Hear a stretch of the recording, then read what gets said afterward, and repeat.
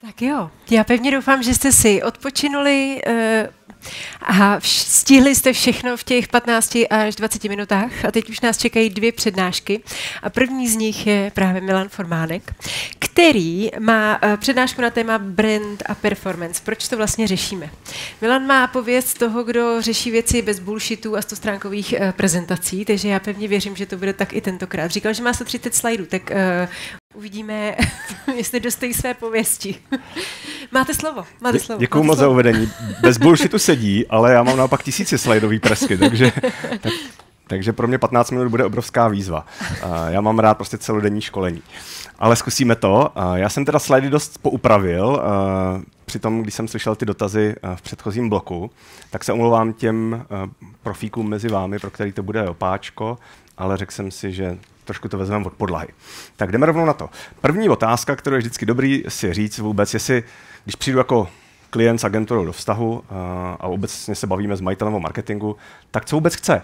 Chce jako rodinnou firmu na generace, chce startup za 3 roky prodat, chce být Ferrari nebo Škodovka, jsou ochotní klidně několik let jako investorský prostředí být ve ztrátě, aby rychle dramaticky pokryli podíl na trhu, nebo chtějí být okamžitě spíš jako ziskový než objemový. Jo? To jsou prostě základní otázky, které většinou nevídám, že by marketéři měli a agentury. Takže to je první tip. Druhý tip je podívat se na ty klasické 4P. To je něco, co z těch 60. let jako pořád platí, nevymyslel to Kotler mimochodem. Ale kdo určuje správný produkt? No rozhodně by to neměl být interní tým, natož výroba. Kdo určuje správnou cenu? Určitě by to neměla být jenom náklady a konkurence, což se tak většinou cenotvorba dělá, ale spíš vnímaná hodnota na trhu potenciální. Na správných místech. Opět, co to je? Neměl by to být rozhodně ten nejprofitabilnější kanál jako vlastní e-shop. Jo, potřebuji ten mix různých kanálů, prostě, jak říkala Coca-Cola, na dosah ruky. To znamená supermarket, košík rohlík.cz, vietnamská sámoška, tady vending machine, kavárna, diskotéka. To je to správný. I když některý prostě holt jsou hrozný držgršle, nebo jsou tam různý jiný problémy, že mi do ledničky strkají bagety, tak prostě je potřeba být ve všech těch kanálech, kdy zákazníci jsou zvyklí tu vaši kategorii nakupovat. No a ta propagace, na to se zaměříme nejvíc, protože většina marketérů je, že jo, tím oddělením omalovánek k těm ostatním 3P si nepřičuchne. Tohle je 4 dny horký slide, který poukazuje, jak nám klesá využívání náma marketérama těch médií, které mají tu vysokou pozornost, což zvlášť malý a střední značky potřebují, bohužel. Úplně stejný graf s podobnou křivkou bych vám mohl ukázat na to, jak od přístupu Google a Facebooku na trh klesá kvalita kreativity a efektivita komunikace. Jo, takže my občas máme pocit, jak vlastně ty nástroje jsou pořád dokonalejší, jak to AI všechno, ale ta kvalita se zhoršuje, ne zlepšuje. Ta komunikace velmi zjednodušeně, jo, mám nějaký PR, editorial, media relations, něco, co se tak tváří jako článek, ale zaplatil jsem si to snad tam alespoň napsaný, malinkým písmem placená inzerce, co často není, a pak je teda ten advertising, ta reklama. Mám tady 2 takovýhle bannery z té oblasti advertising, stejný tlačítko, cena, produkt, rozdíl jenom v logu, na který kliknete. Přirozeně jako 99,9% lidí na Datart. A proč? Přesně tak, protože je znám a co je docela vtipný, že když lidi něco často vidí, tak tomu víc nejenom znají to, ale oni tomu i důvěřují. A lidi si myslí, že ten Datart bude mít lepší platební podmínky, rychlejší dopravu, méně problémů v reklamaci. Což nic z toho nemusí být pravda, ale lidi tomu tak přirozeně věří. Takže tady je třeba jeden z těch velkých problémů českých zlatých ručiček, kdy ten majitel vytvoří něco úžasného, má světový patent a myslí si, teď už to jenom marketéři, obchodáci prodejte. Takže máte úžasný produkt, absolutně nic neznamená, protože ta konkurence, kterou ten majitel vnímá jako úplný trash, jako úplně nekvalitní, amatérský, nefunkční, tak zákazník si myslí přesně opak. Že ten malinký, neznámý je méně kvalitní, přestože máte spoustu kvalitativních jako výhod. Tak. Ta komunikace dá se dělat takhle jednoduše. Mně se tato reklama moc líbí z několika důvodů. Za prvý, náklady 0,0 nic, jo, vaše dítě to nakreslí večer. Zároveň pokud máte třeba partnerku, dítě a je MDŽ a budu na letišti takhle procházet, tak mě to docela chytne za srdíčko. A je to jeden z těch příkladů reklam, které jsou takzvaný double duty, neboli i budují emoci a značku a zároveň i rovnou prodávají, v místě prodeje mají tam rovnou i ten produkt. Takže ano, je možné dělat reklamu, která bude dělat brand i výkon, nepotřebujete to rozdělovat, ale má to jeden velký háček. A to, že absolutně drtivá většina double duty kampaní nezvládne ani jedno. Ani vybudovat emoce, ani dobře prodat. Takže je to ideální scénář, na který ale většina z nás bohužel nemá, tak proto já doporučuji ten duální přístup, který krásně můžeme vidět tady ty výkonnostní kampaně, kde typický pro ně je tam produkt, cenovka, nějaký tlačítko, nebo adresa prodejny a podobně. A tady tam není produkt, ani tlačítko, ani cenovka. Je tam často popisek toho vůbec, co děláme jako firma, případně nějaký propojení s emocí, jako třeba mistrovství světa v hokeji, nebo velmi chytrý tah konečně, že z toho negativně vnímaného, ale známého propojím s pozitivním plišáčkem a tím trošku zjemním třeba i to emoci vůči němu. Co je docela zajímavý, když já tohle zamíchám, tak většina marketerů není schopná to rozdělit, přestože tohle je docela dost polopatický, že jo? Mnoho komunikace není takhle jednoduše rozdělitelná. Takže viděli jsme tam výkon, značka. Ten název performance marketing a brand building není vůbec vhodný. Takže doporučuji ho nepoužívat.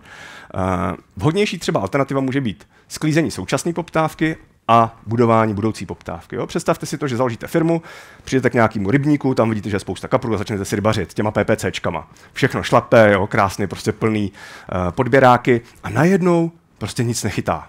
Tak vyměníte agenturu, vyměníte PPCčkaře a ono furt nic. No čím to asi bude? Protože jste vyčerpali všechny ty ryby, že, z toho rybníka. Přišli jste ideálně do kategorie, která má neuspokojenou existující poptávku. Jsou tam zákazníci, kteří vyhledávají tohleto řešení. To je jako první důležitý krok. Jo. My jako marketéři z hlediska komunikace máme strašně malou sílu. Jo. Jako reklama je extrémně přeceňovaná, že něco vůbec umí. Jo. Reklama toho umí strašně malinko. Ale i to malinko předražený stojí za to dělat. Každopádně, co je mnohem důležitější, je, že si vyberete jako dobrý rybník, kde je prostě hodně ryb a je tam ta poptávka. A je tam málo rybářů. Takže včera jsem zrovna dostal takový vtipný dotaz, ale velmi častý. Kdyby jako jsme měli začít třeba dělat marketing jako malá firma? V jaký fázi? Tak přirozeně už tam ty chytřejší z vás vidí spoustu problémů v této otázce. Za A, oni zaměňují právě marketing jako synonymum toho brandu. A teďka branding, brand building, do toho se ani nebudu pouštět. A ta moje odpověď je jako jednoznačná. Marketing mám řešit předtím, než jsem vyrobil nějaký produkt, než jsem založil firmu. Protože já si ujasním v rámci nějaký ideace svého podnikatelského záměru, jestli vůbec to má smysl, že jo? Jaká je konkurence, na jaký trh jít, jak třeba ten produkt jako nadizajnovat, jak ho modifikovat, jaký featurey tam dát. To všechno mi pomůže marketing vyřešit. Jo? Takže často, když firma nejdřív udělá ten produkt a pak jako chce dělat marketing, už je pozdě. Když bychom se zaměřili na tu komunikaci a třeba i konkrétně tu brandovou, kdy začít dělat? No taky okamžitě, to není jako otázka žádných velkých peněz. Velmi často se setkám s tím, že brand building rovná se velký, drahý televizní kampaně. To vůbec není pravda. Jo? Vy potřebujete 0 korun. A já mám spoustu klientů, malinkých neziskovek, startupů, který mají 0 korun a přesto tam v obrovském množství práce se můžou dělat. Prostě ujasníte si tonalitu, kódy značky, můžete začít budovat svoji webovku, newsletter, jo? A další třeba můžete chodit na ulici jako Camelot a křičet tam, kupte si mě, nepotřebujete žádný peníze na to. Těch kanálů, který budou značku, je obrovské množství, desítky, který stojí 0 korun. Nebo jenom třeba nějaký čas. A někdy ani nemusíte vyrazit do ulice. Tak, já třeba rád sbírám i další. Jenom mimochodem, velmi často se používá brand versus performance. Tak to doufám, že tady nikdo tomu nevěříte, jo? A nepoužívejte prosím tohletu dichotomii. Je to úplně zbytečný. Neexistuje žádná firma na světě, ať už je to státní správa, neziskovka nebo rodinná B2B firma, která by potřebovala jenom jedno z toho. Jo, takže v marketingu existují nuance, ale je pár základů, který platí pro všechny. Úplně každá firma potřebuje brand i výkon v komunikaci zároveň. Jediný, co řešíme, je jaký poměr. Takže kdykoliv se setkáte s někým, kdo vám bude tvrdit, že v této fázi dělíme jenom výkon nebo jenom brand, tak rychle utíkejte pryč, protože je to nekompetentní marketér. Jestli vy si to myslíte, doučte se, prosím, tohleto téma. Jo, takže není tam potřeba versus, ale plus. A dokonce, to já se ještě tolik neodvažuji, ale někteří chytřejší než já říkají, že je to krát. Že budová čím silnější značku, tím větší multiplikátor. Což krásným příkladem je tohleto. 2 stejné kampaně, stejně nastavený PPCčka, takže stejně lidem se zobrazí ta reklama a přesto tato bude mít vlastně mnohem víc prokliků, že jo? A díky čemu? Jenom díky té značce, jo? Takže vy tou značkou budete mít jako větší výkonnost těch kampaní a tím pádem pak budou i třeba levnější. Co je zajímavý navíc, jako klíčová věc, kterou komunikace přináší a budování značky, je ta pricing power, cenová elasticita. Takže co se stane, když tady bude 1905? Kdo z vás přeskočí na tenhle banér? Jo, 1915, 1940, 2000 a postupně by ty ruce padaly a to je to téma cenové elasticity. Jo? Jak moc můžete zdražovat, aniž by vám ty ruce odpadaly? A co tohle dokáže jako dobře? Prodejní tým, HR oddělení, logistika, PPCčka? Jo, takže tohle je důvod, proč vůbec řešit značku. Těch dualit je spousta, jo, takže tady dělám takový svůj oblíbený výběr, je jich spousta ještě dalších, který by se dali teoreticky považovat za synonyma. Jo, takže velmi často jako agentury máme nešvar, že freelanceri třeba vymýšlíme si nový názvy pro staré, aby jsme mohli se lépe prodat a vypadali něco čerstvého, unikátního. Jo, ale často jsou to vlastně starodávné koncepty, které akorát se nějak nově nazývají, ale je to víceméně jako velmi, velmi podobné.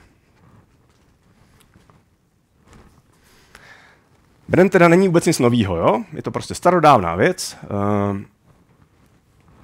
Je spousta značek, které jsou jako dlouhodobě stovky let na trhu, jo? Husqvarna, prostě 500 let, starý logo. Tohle to jsou všechno reklamy starší než 100 let, za mě lepší než mnoho současných reklam. Jo? Takže opět jako to AI není jako nějaký řešení, jo? Ten problém je někde jinde, problém je v tomhle. Co to bylo za kategorii?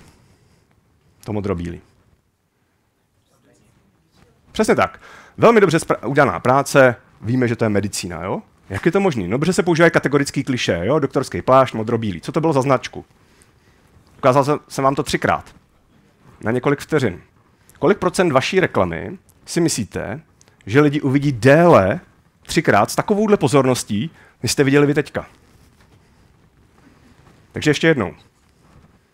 Co to bylo za firmu? Takhle ale vypadá drtivá většina českých reklam.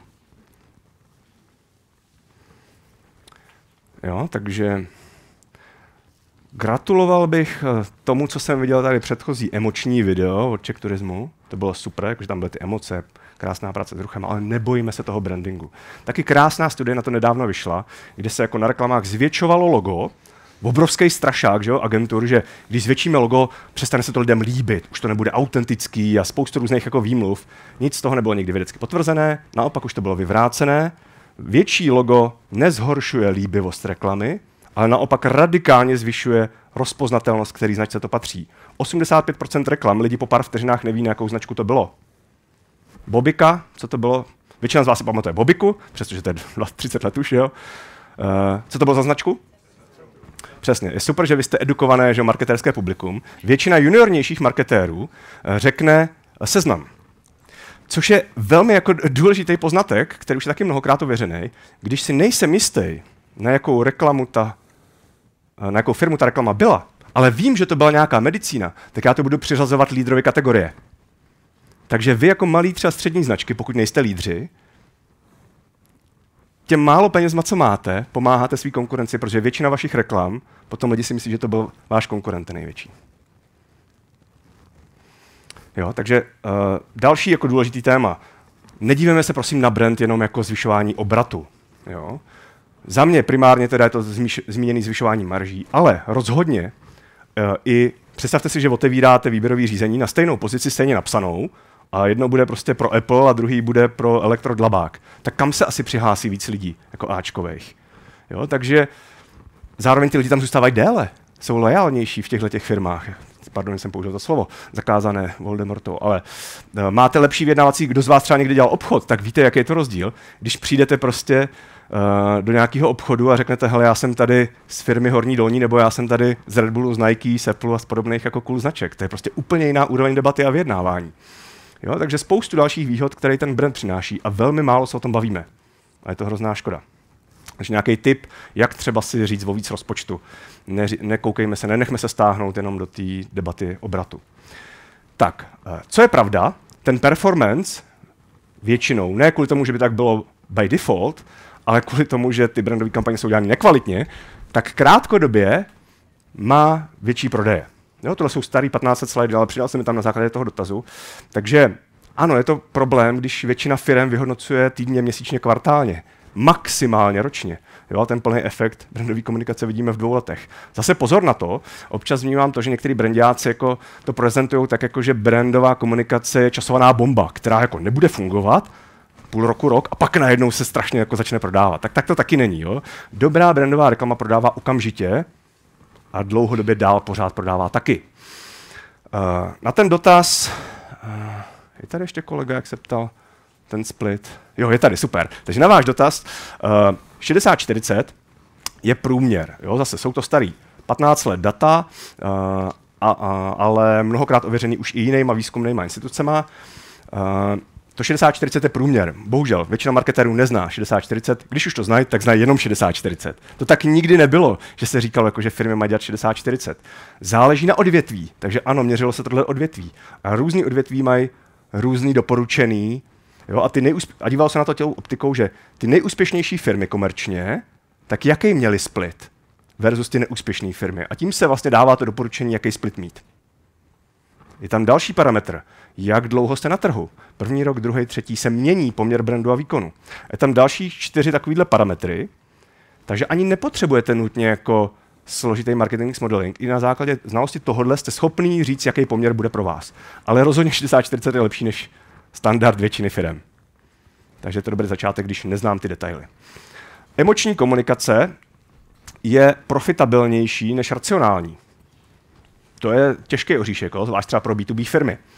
Bacha ale na to, jako nestačí budit emoce, což třeba má problém mnoho kreativních agentur, jo? A celkový jako soutěže typu Cannes Lion. Emoce jsou jenom vlastně jako takový prerekvizitor toho, že zaujmete tu nízkou pozornost, kterou lidi obecně mají. Ale absolutně neznamená, že reklamy, které mají super kvalitní emoce, by měly efektivní výsledky. Protože tam není korelace mezi kvalitou emocí a kvalitou rozpoznatelnosti, na jakou firmu to bylo. K těm emocím my potřebujeme ještě druhou věc, a to jsou takzvané kódy značky, neboli symboly značky, distinktivní asety, fluent devices a podobně jako synonyma. O první místa se dělí znělky a postavičky v různých výzkumech. Je jich zhruba 85. Většina firem má, že jo, logo, barvy, font, možná slogán, tam to končí. Cílem není je sbírat jako Pokémony a mít všech 85, bacha na to, jo. Já třeba dávám příklad Alzy. Většina lidí, když má nakreslit logo Alzy, tak není toho schopná. To logo ani není zelený, jo, ono je modrý. Takže největší inzerent mnoho let v Česku do reklamy a v obrovském množství lidí, absolutně včetně marketérů, nezná, jak vypadá jejich logo. Což krásně poukazuje na to, taky hezký výzkum, jak moc si marketéři myslí, že jejich kód značky je známý versus realita. To je taky super graf. Jo, takže stačí jeden kód značky, silně vybudovaný, a máte vyhráno. Lepší než 10 nefunkčních a neznámých.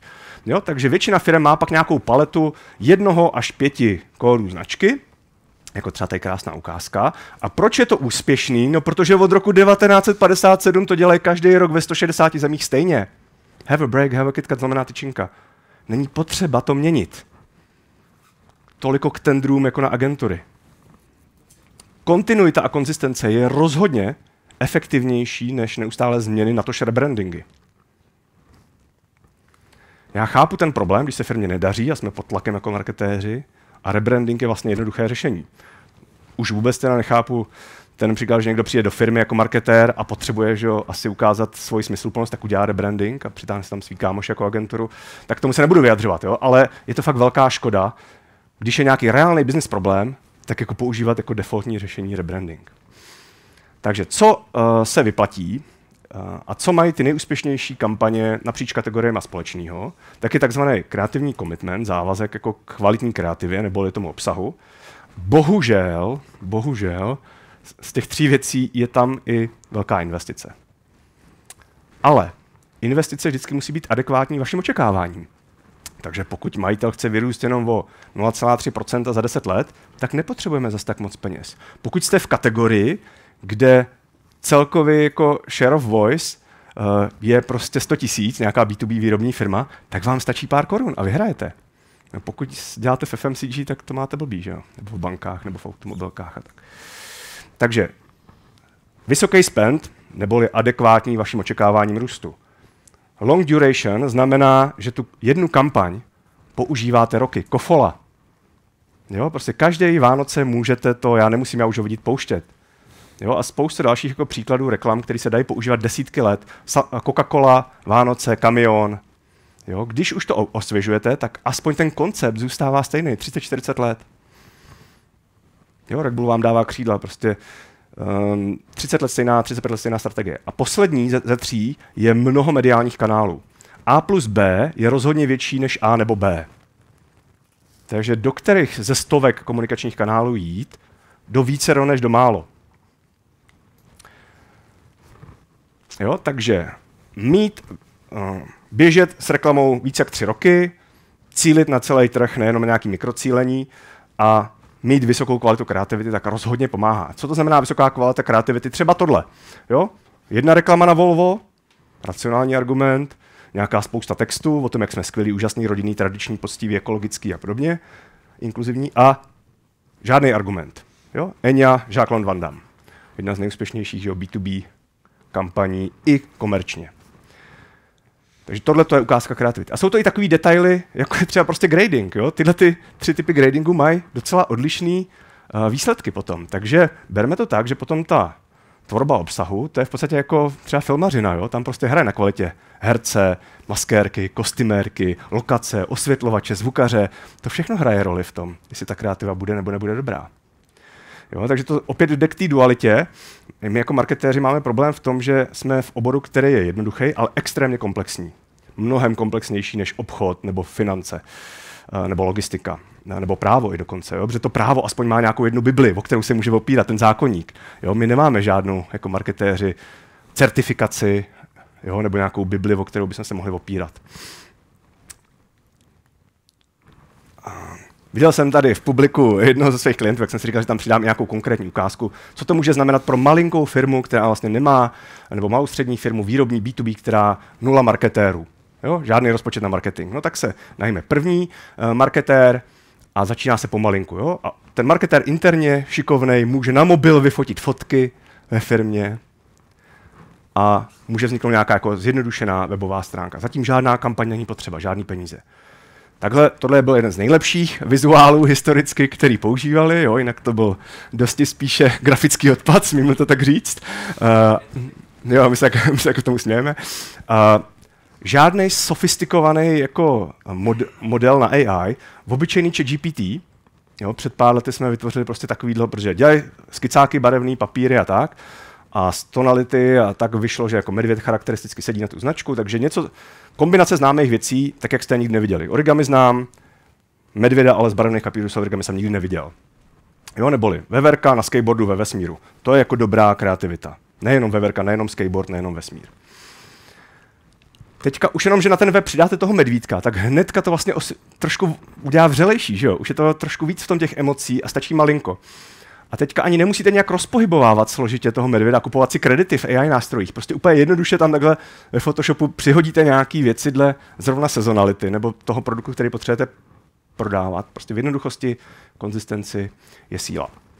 Tak, velký téma, do kterého se nebudeme pouštět, tak je teda ten evidence-based marketing. Jo? Máte tady kvůli tomu tuhletu knihu, kterou určitě doporučuji. Jsem ji dělal překlad, nedávno konečně vyšla. Je rozhodně čitelnější a i relevantnější pro malé střední firmy než ta původní červená. Každý z nás by měl chápat alespoň ty 3 základní pravidla, kterých je mnohem víc. Jo? Takže má to hrozný název, negativní binomické rozdělení, lepší název banánová křivka, jo? Double jeopardy nebo DJ a duplication of purchase law. Tak to je o tom, že malá značka, když uděláte řemeslnou ostravskou biokolu, tak kdo bude vaším největším konkurentem? Ne jiná farmářská biokola, ale Coca-Cola. Druhým největším konkurentem Pepsi.